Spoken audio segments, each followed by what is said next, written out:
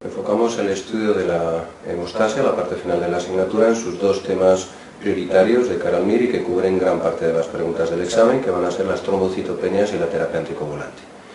Las trombocitopenias se pueden clasificar, como muestra el esquema, atendiendo a si obedecen a un fallo medular, en cuyo caso les llamamos trombocitopenias centrales, o bien obedecen a algo ajeno a la médula ósea, hablando entonces de trombocitopenias periféricas. La pregunta 111 está en este sentido, intentando que discriminemos que trombocitopenia no es de mecanismo periférico, sino central. Se va a entender, obviamente, y va a ser la amielodisplasia respuesta 1. Enfermedades diversas que hemos ido estudiando que pueden conducir a una trombocitopenia. El hemograma puede reconocer este tipo de trombocitopenias cuando alerte de que estamos ante una obvia enfermedad de médula ósea, como puede ser una amielodisplasia, una leucemia aguda, una anemia megaloblástica, etcétera, etcétera. Y también el hemograma podría reconocer una trombocitopenia periférica, fundamentalmente cuando aparecen esquistocitos en el frotis, como veremos más tarde.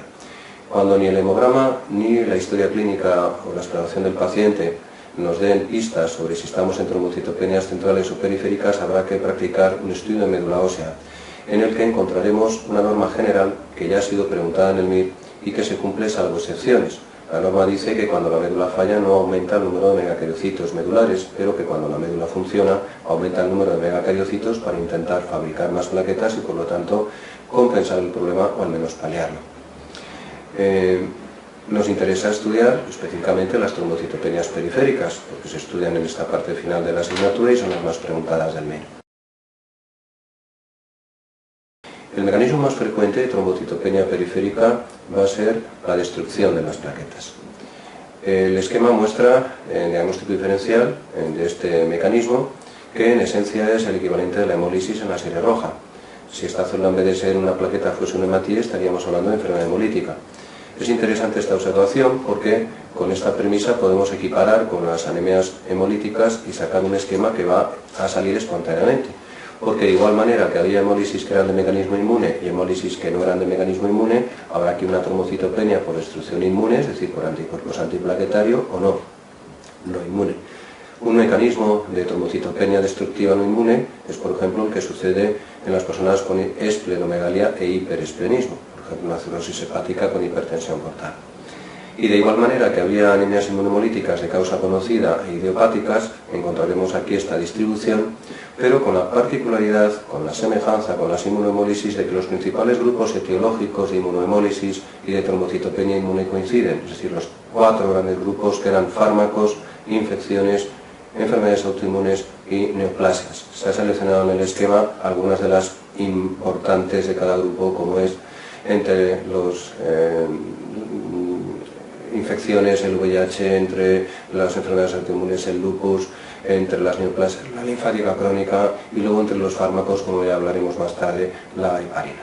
Si no encontramos causa, diremos que estamos ante una púrpura trombocitopénica idiopática, que es la trombocitopenia de mayor interés MIR.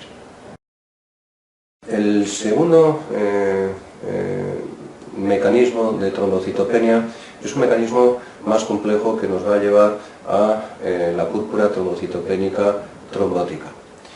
Pero como el primer mecanismo, la enfermedad importante, va a ser la PTI, vamos a recordar que en la PTI el paciente, pregunta 112, no desarrolla esplenomegalia, aunque paradójicamente la esplenectomía haya sido y pueda seguir siendo en algunos pacientes un tratamiento.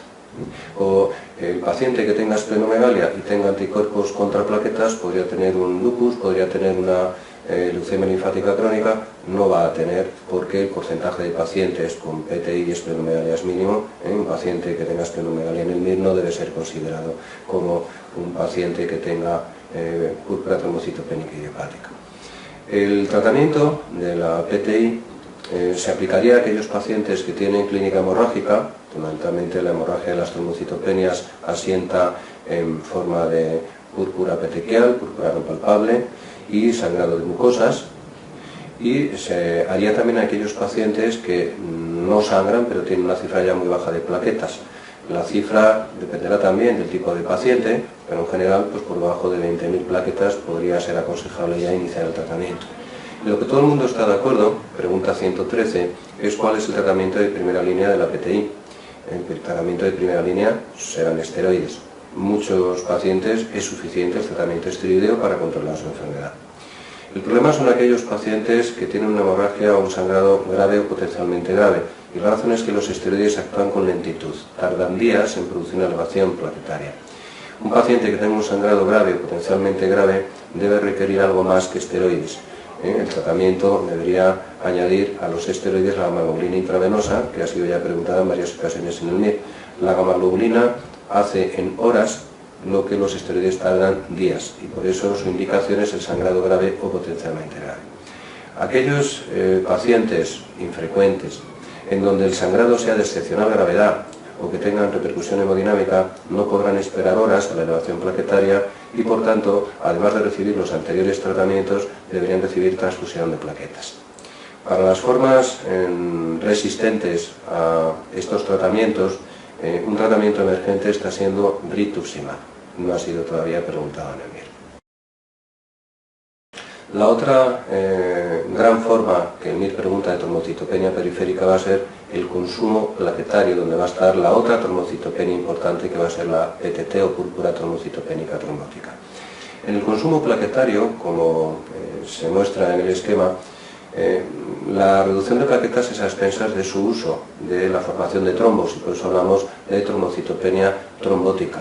De hecho, la clínica de estos pacientes rara vez es hemorrágica, es decir, que el paciente tiene trombosis, con la repercusión que ahora comentaremos, pero generalmente no sangra, a menos que tenga un grado de consumo exagerado, en cuyo caso el sangrado además será muy final. La ocupación de la microcirculación por trombos en diferentes localizaciones es obvio que va a generar isquemia de pequeño vaso. Por eso la repercusión principal va a ser sobre todo en el sistema nervioso, son las manifestaciones más frecuentes de la PTT, y también en forma de fracaso renal, de insuficiencia renal. Puede haber otras manifestaciones, pero los trastornos neurológicos múltiples, fluctuantes, muchas veces transitorios, y el fracaso renal forman parte, junto con la trombocitopenia, los esquistocitos y la menos frecuente fiebre, de la péntada característica de la enfermedad, la péntada clásica. Como consecuencia de la obstrucción de la microcirculación vamos a tener que los hematíes chocan con los trombos, se rompen y generan datos bioquímicos de hemólisis, elevación del LDH, urinina indirecta, descenso de aptologina, datos hematológicos de hemólisis, elevación reticulocitaria, esquistocitos en el frotis. Luego cabe advertir que estamos ante un paciente complejo, mientras que el paciente con PTI en el MIR es simplemente sangrado, el paciente con PTT está mezclando todos estos datos que estamos subrayando.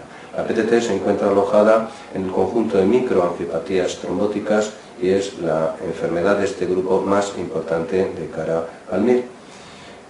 Su tratamiento también ha sido preguntado, va a ser el recambio plasmático, pregunta 115, puesto que sin tratamiento la mortalidad está en torno al 90%. El recambio plasmático generalmente se le asocian esteroides, y entre los fármacos emergentes para tratamiento de formas resistentes también tenemos el rituximab, como ha sido citado para la PTT, pero igual que entonces, tampoco el rituximab ha sido preguntado como forma de tratamiento todavía en el MIR. El tercer mecanismo de trombocitopenia periférica tiene escaso interés en el MIR, sería la trombocitopenia por secuestro o trombocitopenia distributiva. En este mecanismo, a diferencia de los dos anteriores, sí hay plaquetas en el organismo, pero no circulan por la sangre porque, como su nombre indica, están secuestradas en algún lugar, fundamentalmente en el bazo, cuando éste crece.